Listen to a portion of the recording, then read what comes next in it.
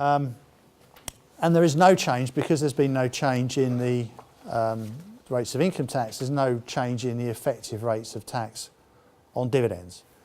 And as we know, in the basic rate tax band, there is no additional tax paid on dividends, which is the point I was making about the savings income. Within the higher rate tax band, which is a notional 32.5% rate of tax, the effective rate is 25% on the amount of cash you receive. And within the additional rate, the 45% effective band, it's 30.55% is the effective rate of tax you pay on the cash you receive as a dividend. So there's no change on that.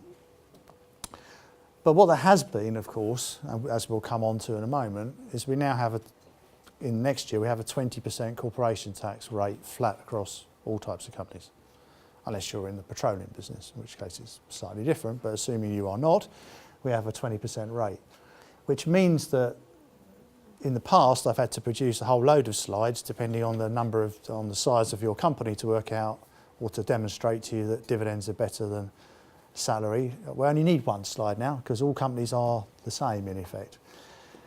And this slide simply compares if you had, for example, £1,000 profit before tax in your company, how much would that cost in total tax take, corporation tax and national insurance and income tax, to get that money out.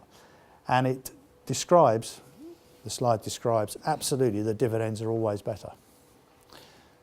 In other words, the rate of tax, the all-in tax rate, is always, well, significantly lower, I have to say, in all ways.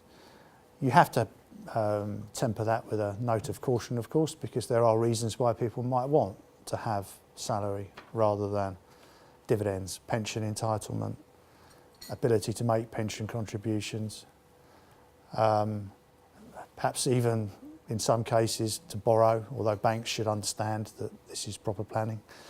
There are other reasons why people may want to take salary rather than dividend, but if you can do it, then dividends is usually the best way to go.